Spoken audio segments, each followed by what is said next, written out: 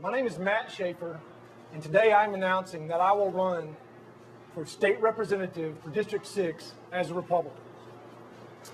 I will run a positive campaign that shows that I have the experience and the skills necessary to be a strong leader. I am a God-fearing conservative who believes that government should stick to the basics and follow the Constitution. I believe that our moral principles, such as protecting unborn children and the family, are even more important than our economic principles. It is by the grace of God that we live in the greatest state, in the greatest country in the history of the world. And I believe that there are better days ahead of us. But we face big challenges, and there are many people who are struggling, and people who are trying to get ahead. We have to make sure that bureaucrats in Austin don't add to the problem. The tendency in Austin, like Washington, is always to do more and to take more to pay for it. But when you give Austin an inch, they'll take a mile. You might wonder why we're here at Stewart's Donnybrook Automotive in the middle of the heat instead of some air-conditioned building being comfortable. Well, first of all, when I go to Austin, I don't want to get comfortable. But most importantly, when I go to Austin, I'm going to think about people like the Stewart family and what a new law will mean to them. Will a new law make the Stewart's job easier or harder? Will small businesses have more freedom or less freedom?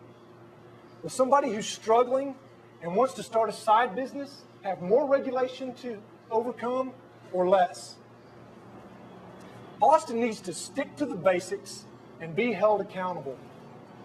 Some of those basics are education, public security, and spending our tax dollars wisely.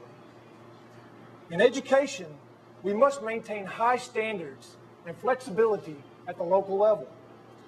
But with flexibility must come accountability. Accountability for educators and for students as well. Let's find ways to encourage innovation. Let's equip parents and teachers with the right teaching tools without telling them that there's only one way for kids to learn or that there's only one measure of success. We must adequately fund our schools and colleges while understanding that more money is not always the solution. My mother's a teacher, my mother-in-law is a teacher, my wife is an educator, and my sister-in-law is a high school counselor. So I think I'm going to get some pretty good advice on education along the way. Security is also one of the basics that Austin must pay attention to. Today, safety on our street has a lot to do with security on the Texas border. We have to uphold the law and address illegal border crossings first. Illegal immigration is a tough issue. Washington has left us in a tough spot, but we can't ignore it. The law of our land should be what determines who comes here and enjoys the blessings of our state, not simply whether you're willing to walk across the border under cover of darkness. As a veteran, public security will always be one of my top priorities. I will address illegal immigration with respectfulness and firm principle. How we spend our tax money is also one of the basics that we have to watch. We want good value for our tax dollars. Our state economy is doing better than others, but Austin is full of inefficient programs and too much regulation. Texas needs a tune-up to keep our economic engine running. We have to make sure our money is spent wisely on everything from building roads to health care. But we can't give Austin a blank check. Everyone should have the opportunity to get the best available medical care. But that doesn't mean that people who are able-bodied should be giving it for free. If you can work, you have a responsibility to pay something for your health care, even if it is as little as the price of a value meal at McDonald's.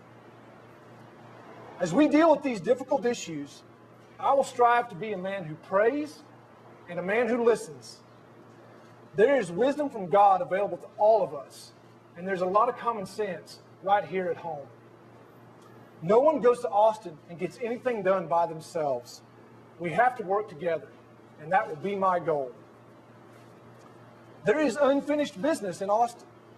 We have a projected budget shortfall in education, exploding Medicaid costs, and legislation to address illegal immigration that did not pass. I'm ready to take on those issues. So I'm here today asking for the consent of the people to represent them in Austin. Thanks to all of you who are here supporting me today. Special thanks to my wife, Jacelyn, who has been the best friend a man could ever have. I am thankful for the outpouring of support I have seen from grassroots leaders, from business people, from friends and neighbors. I am truly humbled and grateful. I will work hard for every vote, and I'm going to start today. Thank you.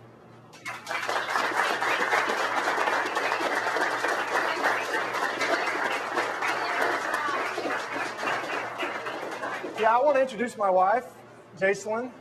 People invite me to stuff because they think she might show up too. So.